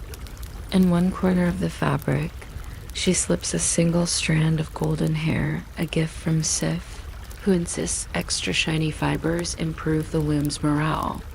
Frigg believes the loom feels no jealousy, yet she acknowledges the offering with gratitude. Gesture matters more than textile chemistry in this tower. Below, faint harp notes drift skyward, someone on a lower balcony rehearsing lullabies for tomorrow's feast. The tune meanders upward, meets Frigg's hummed undertones, and merges so effortlessly it is hard to say where harp ends and hush begins. Encouraged by the accompaniment, she accelerates the shuttle infinitesimally. To an outside observer, her hand still moves slower than floating thistledown, but the cloth, appreciative of the new rhythm, murmurs in microscopic pops as each weft nestles in. Now the light dims another fraction. The solitary star gains two companions, shy newcomers who haven't yet mastered twinkling etiquette. Frigg introduces them into her design by dipping the shuttle into a small walnut bowl filled with stardust. Specks. She scatters a triad of them into the cloth, so that when the tapestry unfurls later across the actual firmament, the stars will recognize their assigned pocket and align accordingly. If anyone asked whether sky weaving is the same as prophecy, Frigg would reply that it is more like making bedding for future possibilities. One simply hopes the dreams inside those possibilities sprawl comfortably. A draft ruffles the unworked warp and flickers the oil lamp perched on the sill. The lamp's flame tugs at its own wick, eager to lean closer to the weaving but unwilling to abandon its post. Frigg reaches over, adjusts the glass chimney so the flame steadies, then plucks a droplet of lamp oil off the rim before it can drip. She rubs the oil between her fingertips and strokes those fingers across a section of cloth, sealing in a faint sheen and a scent of warmed flax. Later, when breezes carry this cloth across mortal skies, an unusually attentive insomniac might sniff a trace of something both earthy and celestial, unable to name it, but content in the puzzling. Minutes, though here they resemble drifting petals more than clock ticks, continue to flutter by. The weave deepens, layers stacking like soft pages in a book that writes itself. Somewhere in the distance, Baldur's meadow wolves, known for punctual howls, choose silence instead, as though persuaded that crooning moonwards tonight would be redundant. Even the tower's owl, perched on a crossbeam, tucks its beak beneath a wing and postpones any rodent patrol until dawn ushers in bolder color. Frigg's hands, long practiced at balancing gentleness with exactitude, reach the final width of her piece. She ties off the warp threads with little knots that resemble punctuation marks, subtle commas rather than definitive periods, because every piece of fade should leave room for polite footnotes. She unhooks the cloth from the loom's top beam, allowing it to cascade into her arms with the grace of a waterfall that has consciously decided to land quietly. The weight surprises no one. Despite yards of complexity, the textile weighs less than a freshly opened quill. She folds it lengthwise, then twice more, each fold compressing galaxies, river fog, and barley hunches into a tidy rectangle, carrying. The folded sky, Frigg moves to the largest window, where air carries a faint nip promising dew crystals by morning. She unfurls the cloth with a controlled flourish. It drifts outward, edges catching on nothing, because gravity seems shy of rerouting such patient craftsmanship. Upon meeting open sky, the fabric dissolves from cloth into atmosphere with hardly a shimmer, like steam deciding to become invisibility. Overhead, new stars click into proper location, aligning seamlessly with earlier threads. Clouds adopt the cloth's subtle purple gradient, and night acquires an undertone of barley field whispers. Anyone awake might blink, sensing a change. But lacking vocabulary beyond perhaps, the sky suddenly feels tidier. The loom, now empty, creaks softly, exhaling its equivalent of a bedtime sigh. Frigg wipes her palms on a linen cloth embroidered by gentle Norns who appreciate tidy endings. She places the spindle basket back on a low shelf, covers it with muslin so dust cannot flirt with the fibers, and noses the lamp wick lower until the flame shrinks to a sulky speck, and then decides sulking is too much effort and goes to sleep altogether. Before leaving, she addresses the loom in a hush just this side of audible, promising fresh threads tomorrow. Looms, like cats, prefer consistent reassurance even if they act aloof. Then she descends the winding stairwell, each step a circle, closer to ground level, where a pot of meadow mint tea waits on an imburbed, kept at precisely the temperature that says, "Sip me slowly, or I will quietly cool into contemplation." She pours a modest cup, adds a single drop of honey offered earlier by bees, who insisted the sweetness might inspire a pleasant dream, and carries the cup to her chamber, trailing a faint fragrance of mint that will hover like a question mark until answered by dawn. In the chamber, the bed linens glimmer faintly. Perhaps they have caught an echo of tonight's weaving layers of dusk purple, edged with barley sigh. Frigg sets the cup on a wooden stand, slips beneath the covers, and takes one sip, letting minty warmth wander the corridors of her awareness. Outside, the newly arranged stars blink their formal gratitude. Inside, the goddess of foresight feels no urgency to eavesdrop on tomorrow. She simply allows the hush to settle, measured and gentle, knowing that somewhere far below, mortals might feel an inexplicable calm stroke their dreams, as if the sky itself has tucked them in with a blanket woven from promise, patience, and a drift of confident quiet. One realm over from the louder legends, tucked behind folds of mist that act like polite curtains, lies a gently sloping valley called Skabekur, where the water never bothers to hurry and the hillsides lean in just enough to eavesdrop on their own reflections. At its center stands a hall of smooth stone timbers, roofed with sod so thick that springtime flowers grow unaware they are decorating architecture. This is where Saga, the patient goddess of quiet stories, keeps her refuge, and where on evenings, much like this, Odin sometimes arrives not for prophecy or war council, but for the slower pastime of shared silence.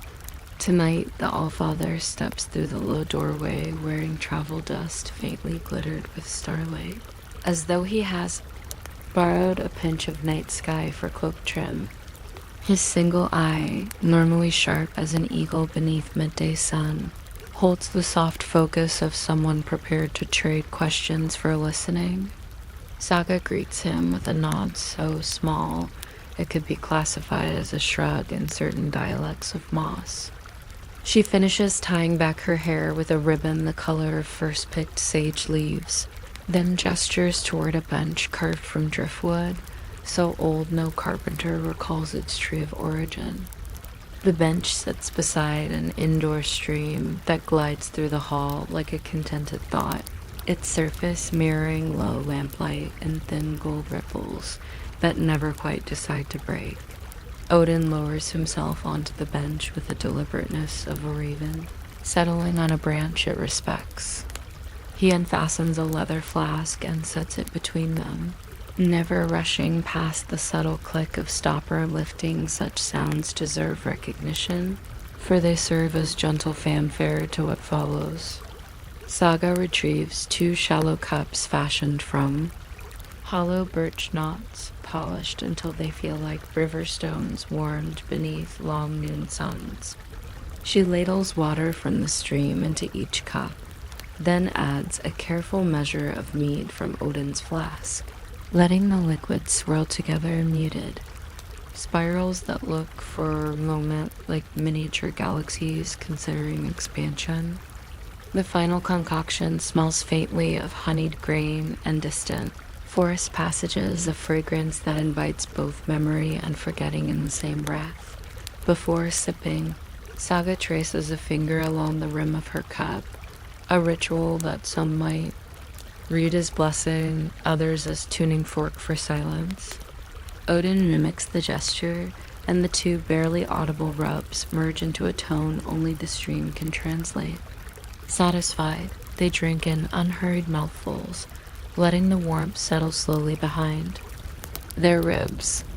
Mead here is never strong enough to summon thunderous ballads. Instead, it diffuses through the body like lamplight through thin parchment, bringing awareness to rest, but never erasing it dot between sips. Odin produces a small roll of parchment and a stub of charcoal. He does not unroll it yet. He merely sets it on his knee like a well-behaved pet, waiting for words to volunteer themselves. Saga watches with curiosity, not unlike a cat observing a weaving shuttle, part interest, part affectionate expectation that something gentle will unfold. Odin clears his throat, a quiet gravelly sound that stirs a passing breeze. He explains, in a voice just above the hush of stream, that he has been gathering fragments of lullabies from wandering skalds, but the pieces refuse to lie down in a single stanza. Saga suggests that perhaps the fragments are not lost. They may simply wish to drift beside one another, like fallen leaves sharing a river journey without needing to overlap. Odin considers this, rolling the charcoal between thumb and forefinger. He makes a single mark on the parchment, a curved line that could be half a rune, or perhaps the lazy silhouette of a hill. He sets charcoal aside, content to leave the rest of the page blank for now. A blank page, Saga remarks, is the world's. Kindest host, it expects nothing, yet accommodates everything. Odin smiles, the lines beside his eye relaxing as though reminded that even gods may loosen their grip on purpose once in a century. A slender reed grows near the stream's edge, its tip crowned by a dewdrop that refuses to tumble despite gravity's polite invitations. Saga leans forward, taps the reed just enough to set the dewdrop quivering but not falling. The vibration passes down the shaft into the water, where tiny rings ripple outward, nudging a sleeping water skier into new coordinates. Odin follows, the rings tracing them until they dissolve. He says they remind him of gossip among the Norns, each thread of fate meeting in quiet waves before diffusing back into possibility. Saga laughs, and the laugh is so gentle it barely rises above the water's own vowel sounds, yet it carries amusement, firm enough to anchor both of them in calm presentness. Their cups empty at a pace slower than stories, but faster than geological. Ages allowing ample interludes for listening. Beyond the hall's thresholds, crickets prepare nocturnal symphonies but delay the first note, sensing that tonight's hush is a performance of equal importance.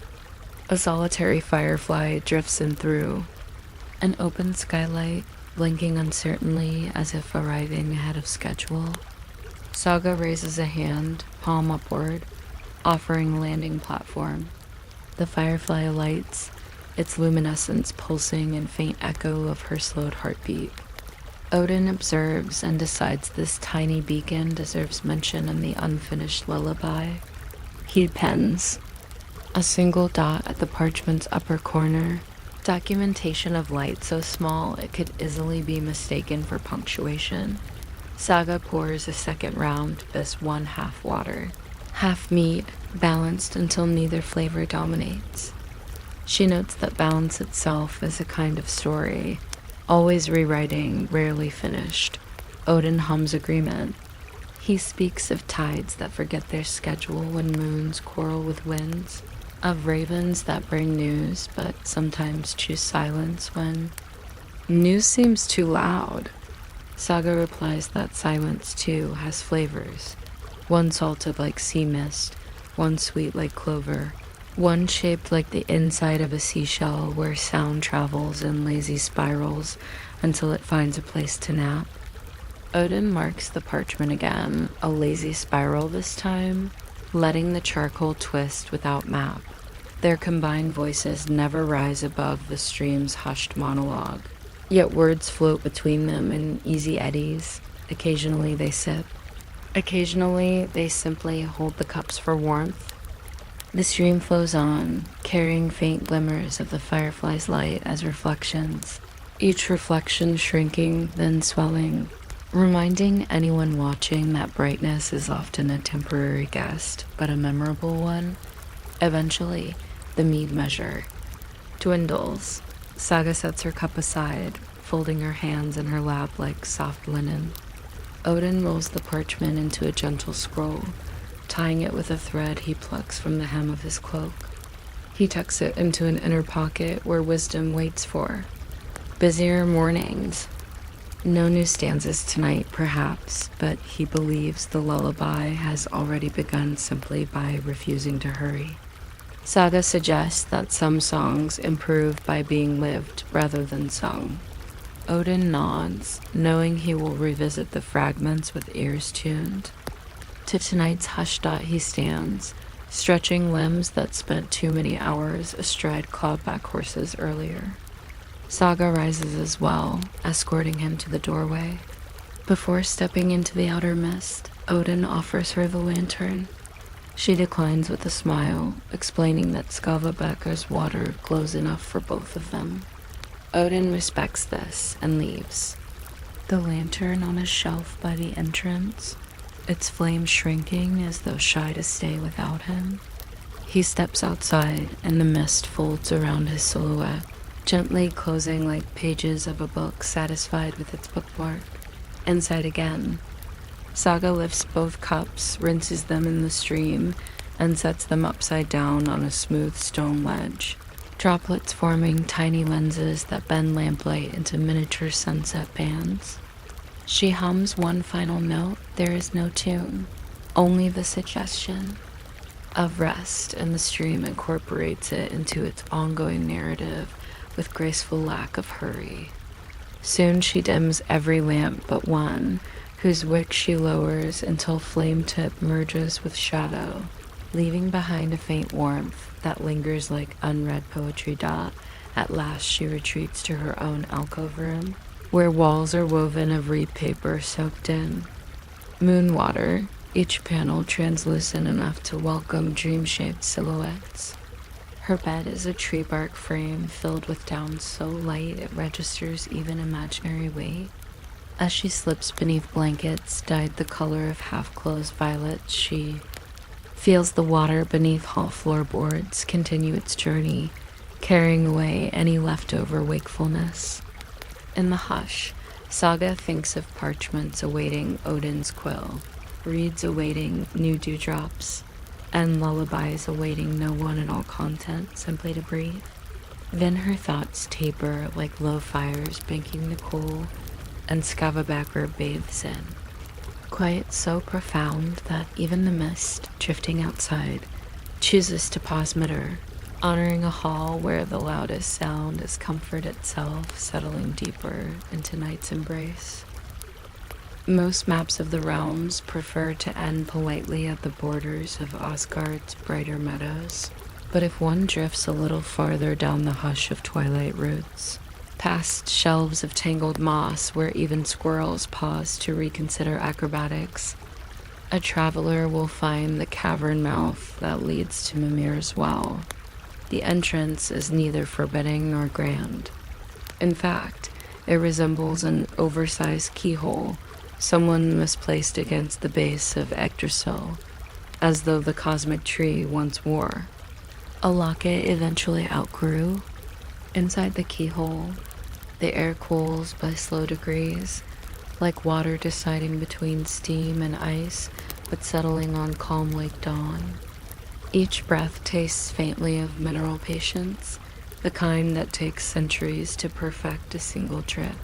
A narrow footpath winds along the cavern wall, paved with flat stones smoothed by millennia of hesitant footsteps. These stones embrace a secret: rhythm. Every 17th slab sits a hair lower than its neighbors, creating a lull in the stride that naturally encouraged visitors to outlaw whatever hurried, thoughts they carried down from sunlit lands. Most travelers never notice the pattern consciously. They only feel an inexplicable urge to slow, as if the path itself sets a metronome no one wishes to challenge. Mimir approved this design ages ago, remarking that wisdom prefers an audience. Already half ready to nap, advice taken in drowsy contemplation tends to stick with fewer arguments. Deeper in, faint luminescence glows from patches of lichen hugging the walls. The light is green the way sea glass is green soft, clouded, incapable of glare. Occasionally, a cluster pulses brighter, perhaps in response to a footfall vibration, though the lichen are polite enough not to startle anyone by admitting sentience. Far overhead, roots of Yggdrasil hang like inverted rivers frozen mid-flow, each strand thick as a ship's mast, but moving only by microscopic twitches. If you listen very carefully, you might hear sap traveling within, a sound rather like distant harp strings plucked underwater. Whether that is real or an acoustic daydream depends largely on how much of your mind is still whispering about chores. Left undone at last, the path widens into a natural chamber, circular and calm, housing Mimir's famous well. In daylight tales, visitors describe it as fathomless and shimmering. At night, when the well settles into its contemplative phase, it appears almost modest, a stone basin filled to the brim yet never spilling. The water bears no ripples unless it chooses to dream. A single root dips lazily into the surface like a straw awaiting a thoughtful sip. From somewhere above, droplet after droplet falls at intervals too irregular for clocks, yet too consistent to call accidental. Each one landing with a near sound that resembles punctuation commas, semicolons, never periods. The droplets are busy adding minor footnotes to the vast manuscript of wisdom swirling beneath. Mimir himself, or what remains of him, rests on a ledge carved just shy of the well. The old god's head, preserved by long arts nobody replicates, seems less a relic and more a sleeping librarian.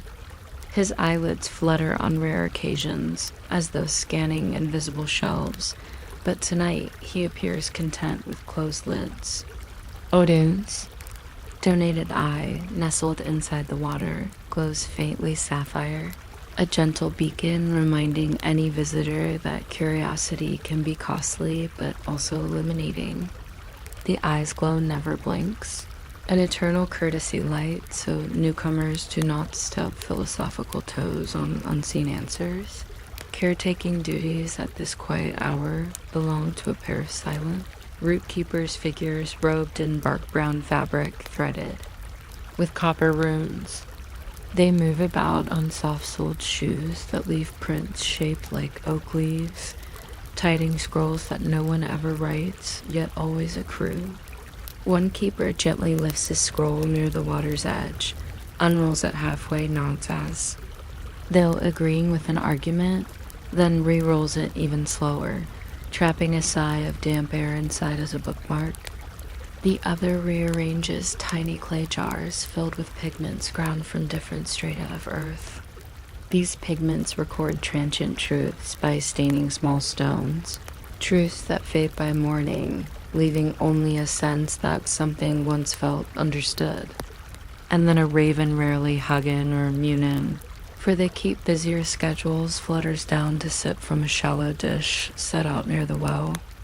The dish holds diluted wisdom, safe for avian consumption, flavored faintly with thyme to discourage overindulgence. The raven takes 3 careful sips, each time tilting its head in that quizzical avian fashion, perhaps pondering improvements. To Nuss architecture or whether Vorm's dream in linear narratives. After finishing, it taps the dish twice as if tipping an invisible hat and flops off without fuss. The root keepers replace the dish with another, identical but slightly cooler, because even wisdom benefits from refreshment rotation. Humor finds a subtle perch here too. In one corner of the chamber stands a peculiar contraption resembling a ladder merged with a harp. No one climbs it. Instead, roots occasionally pluck its strings when the earth above shifts in its sleep, producing random chords that sound a touch off key, yet oddly comforting, like a punchline told by someone who forgot half the setup but whose timing remains impeccable. Mimir once claimed the latter harp ensures wisdom never grows entirely solemn. A well that takes itself too seriously might stagnate, and stagnation is the enemy of storytelling. Fresh droplets continue their leisurely descent from the cavern ceiling. Every so often one lands on the edge of the basin rather than the center, rolling along the stone lip in a tiny adventure before rejoining its vast siblings.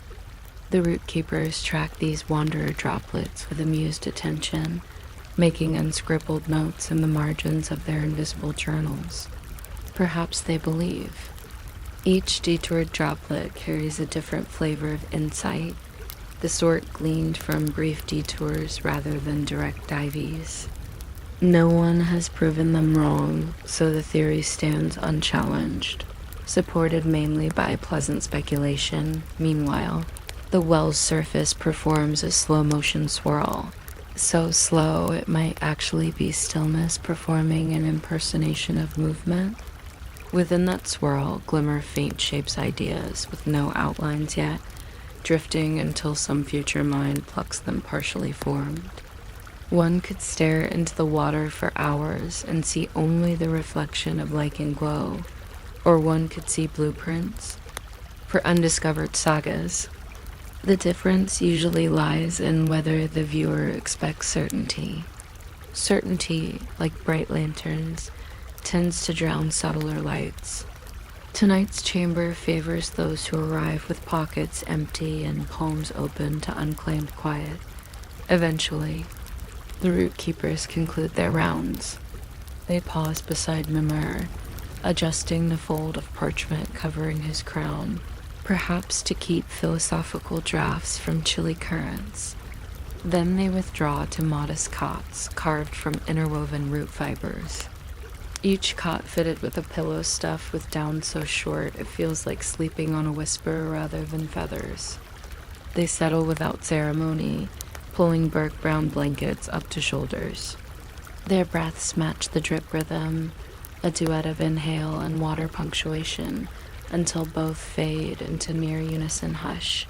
The cavern dims further as lichen dial back their glow, not extinguished but thoughtfully subdued, the way candles consent to shorter flames when pages are finished.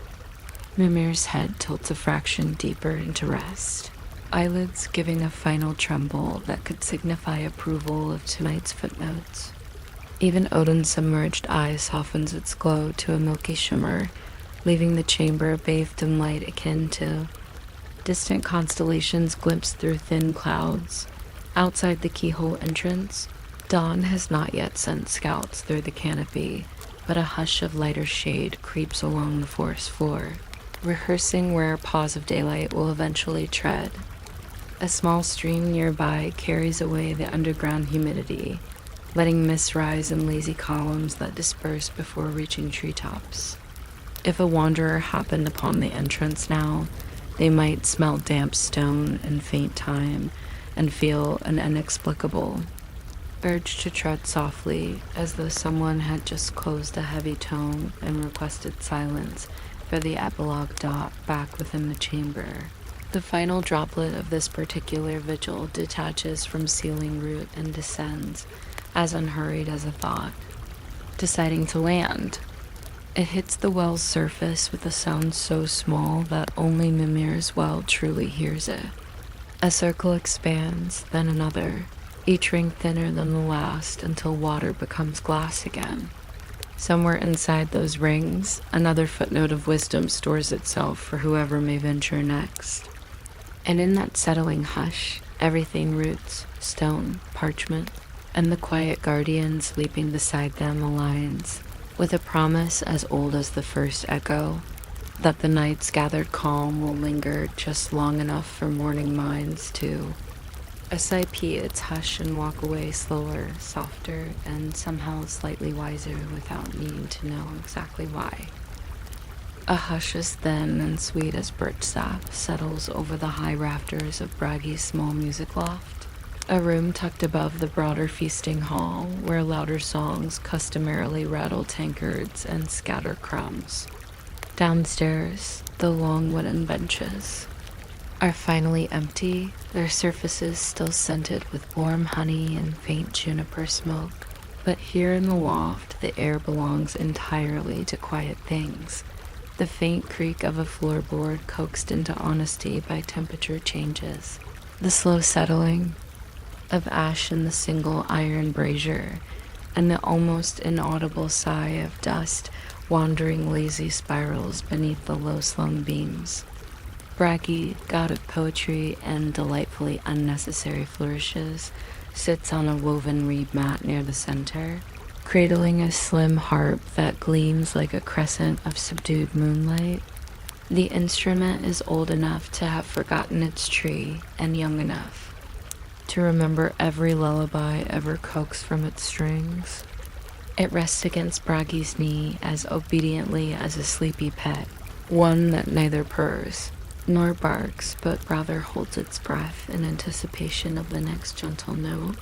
Bragi's fingers hover just above the strings, not in hesitation, but in a slow reconnaissance mission, as if greeting each thread of sound before deciding who should speak tonight. In his other hand, he holds a feather quill plucked from a goose who, according to Bragi's own irreverent narrative, surrendered it willingly in exchange for a listening rights to future verses about pond reflections. The quill is meant for writing, but tonight it becomes a makeshift baton. Bragi waves it once, and the harp answers with a single shimmering chord, so soft it could be mistaken for a memory of music rather than audible sound. That lone chord drifts upward, finds the roof's peak, and folds itself among shadows. Still audible if you tilt your mind in its direction, he begins a melody so unhurried it practically strolls. Each note lingers at its finishing point to shake, hands with the silence before allowing the next note to take the stage. There's no audience here save a lone beeswax candle that flickers approvingly, nudging golden reflections across the harp's length, and a clay jug of honey mead resting to Bragi's right, sweating tiny beads of fragrance that promise both sweetness and a very mellow haze. Every so often, Bragi pauses mid-phrase to take a deliberate sip, letting the mead settle against his tongue like a shy compliment before swallowing. The warmth trickles downward, and he imagines it filling tiny unlit alcoves within his chest, lanterns illuminating empty shelves where future metaphors will live. Most tales render Bragi's voice as golden like his harp, but tonight he chooses to hum instead of sing, a wordless tune sliding snugly between the string's slow vibrations. The hum barely stirs the candle flame, preferring to travel along low currents of airflow where dust motes float like miniature paper lanterns, each carrying half a rhyme searching for its other half. Occasionally, a mote drifts too close to the harp's resonant space and trembles there, caught in a pocket of sympathetic vibration before wandering onward. Bragi watches these specks with the indulgent gaze of a gardener observing seedlings decide which way to lean.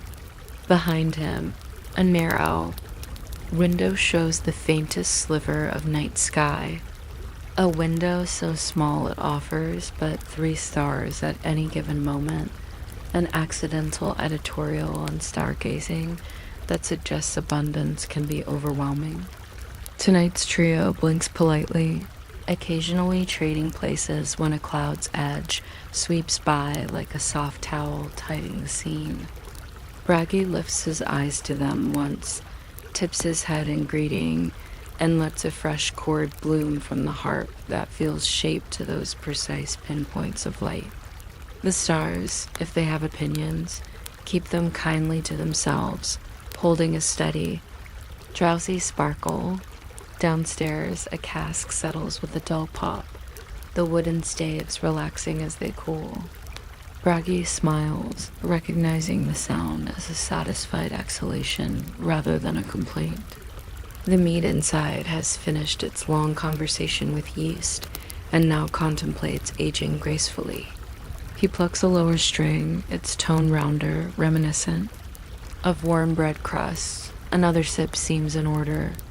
He raises the jug just enough to feel its weight shift and thinks of metaphors about friendship, heavy enough to remind one it exists, light enough never to burden.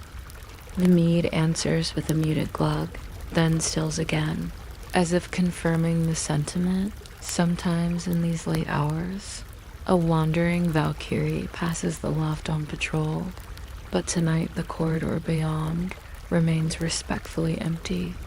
Bragi suspects the guards have arranged routes to avoid accidental intrusion, not out of reverence so much as a practical desire to keep their eyes open.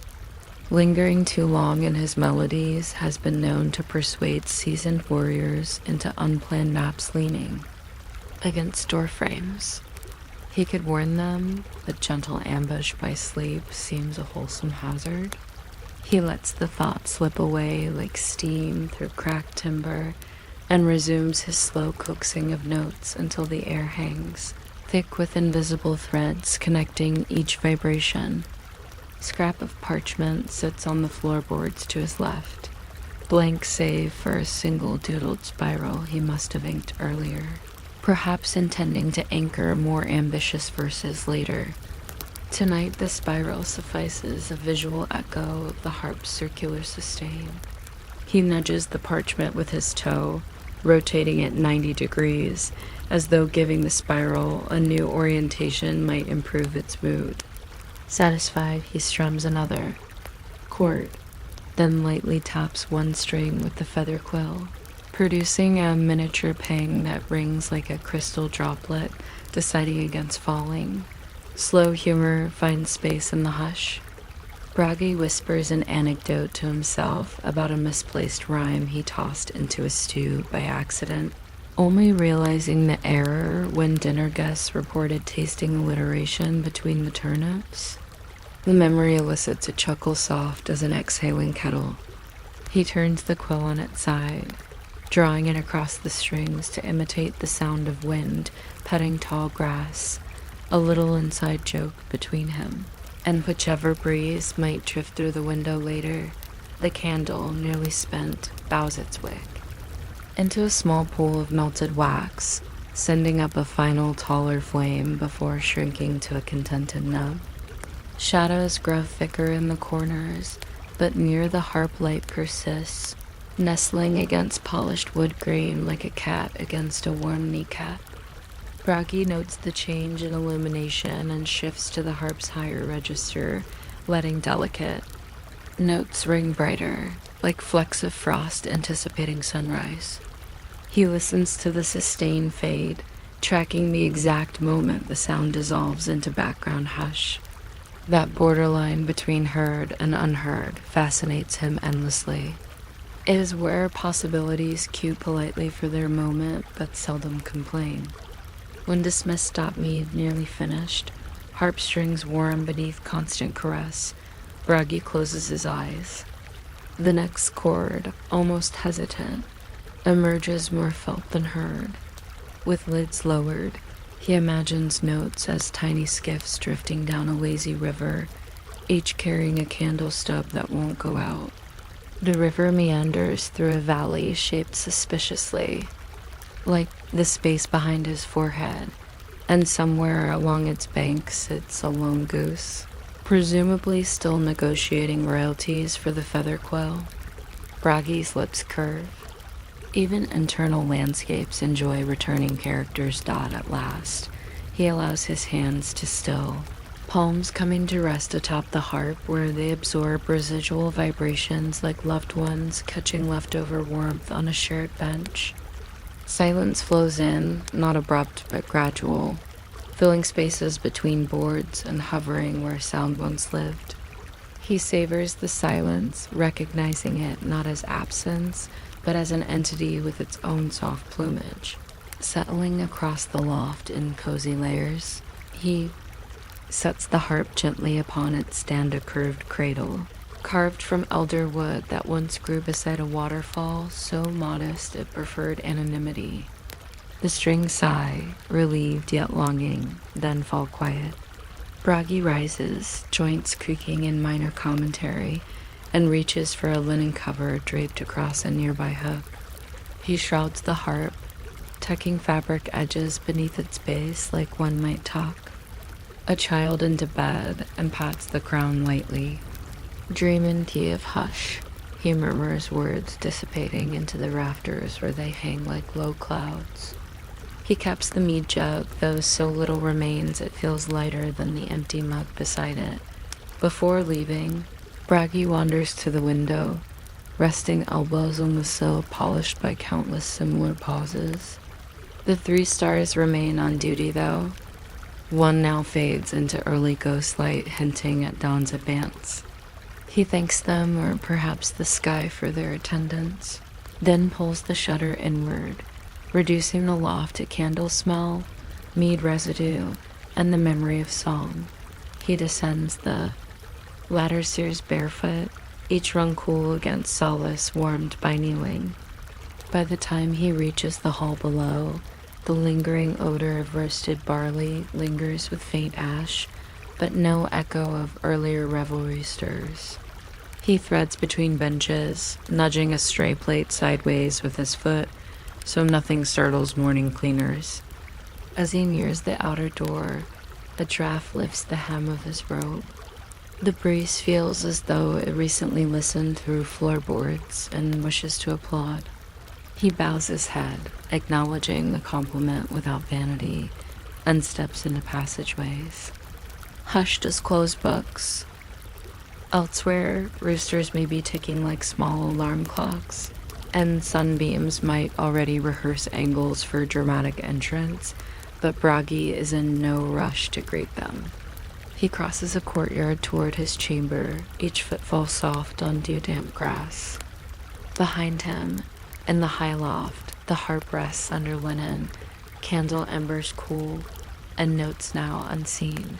Unmeasured continue to hover for a few more measured heartbeats before they, too, fold into sleep, adding one extra blanket of calm to a realm already steeped in friendly dreams. Some nights, when even the moon has tucked itself behind a polite veil of thin cloud, the roots of Yggdrasil seem to breathe a little slower, content to let the turning of ages idle for a heartbeat or two. Down beside the quiet waters of the Well of Urðr, 3 figures linger with far less fanfare than their reputations might suggest. Vergandi and schooled collectively, the Norns are, known in song and saga as stewards of destiny, decisive spinners of lives. But on this unhurried evening, they resemble nothing so much as 3 friends winding down after a long day of administrative embroidery. Their loom, tall and precise, stands a short distance from the water. Tonight its frame looks softer, draped with unworked threads that dangle like sleepy willow branches, unsure whether to sway or rest. Eases herself onto a low stone worn smooth by centuries of incidental sitting. She traces a fingertip along the grain as though reading absent sentences no one bothered to carve. Her sisters follow suit.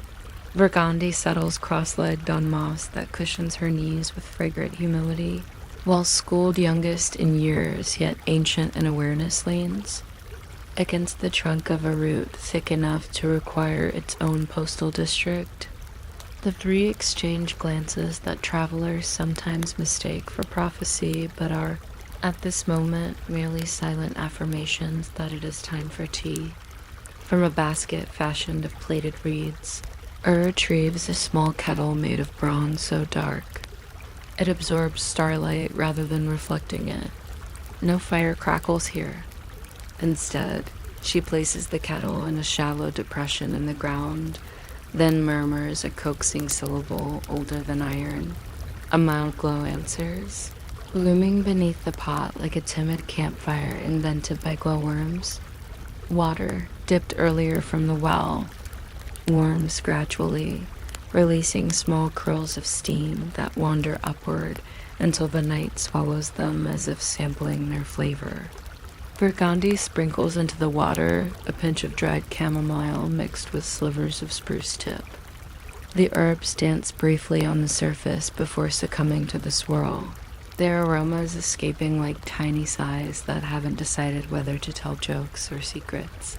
Schooled, custodian of the kettle's lid, times the steep by counting the beats of her own pulse, which is said to align with possibilities still considering commitment. After the 15th pulse and a half, for good measure, she nods. Lifts the kettle by its handle, pouring the gentle brew into 3 wooden cups carved from the same fallen branch many seasons ago. Each cup bears a subtle groove at its rim where a thumb meets lip. Destiny may be grand, but comfort lives in small ergonomic choices. They sip without hurry. The tea is neither hot nor cold, but occupies that elusive middle ground where temperature feels like an agreeable suggestion. Flavors unfurl, forest resin softened by floral sweetness, finishing with a whisper of mineral well water that tastes faintly of parchment waiting for ink. Closes her eyes to appreciate the lingering spruce. Vergandi hums a fragment of a lullaby she once overheard in a mortal cradle. Schooled idly swirls her cup, watching reflections of thread ends bob like sleepy fireflies caught in a gentle current. Nearby, the loom remains silent, its shuttle resting in midair thanks to a spell designed to pause motion without pinching fibers. Threads of every imaginable hue some visible, some only guessed at hang loose. Each thread corresponds to a life somewhere across the 9 realms.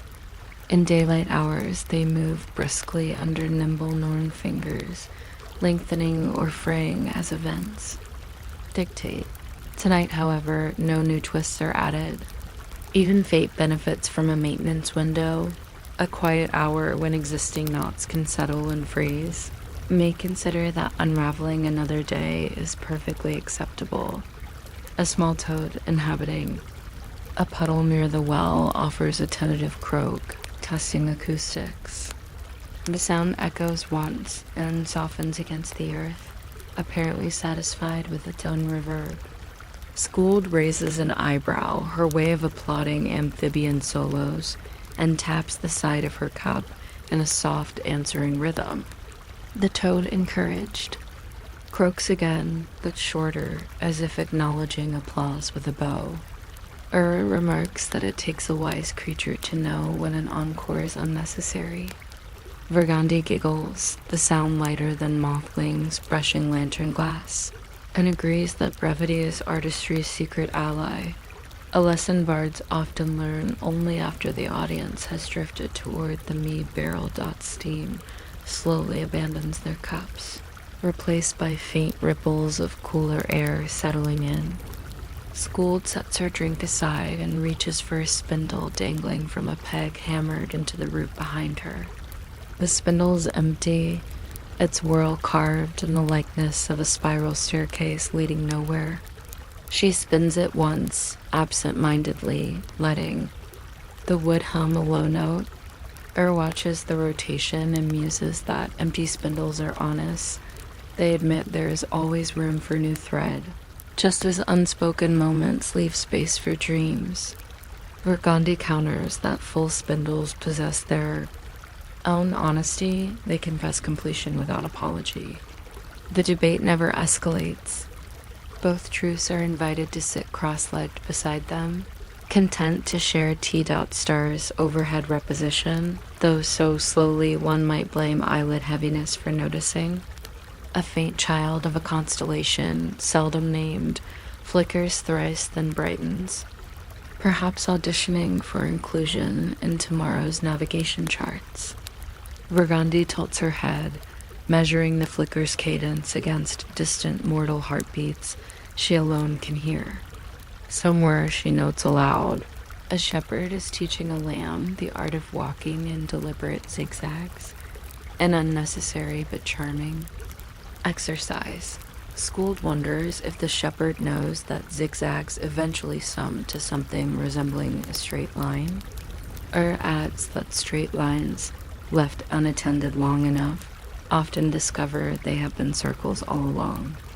They sip again, letting paradox dissolve on their tongues like sugar that never quite reaches sweetness dot near the well's rim.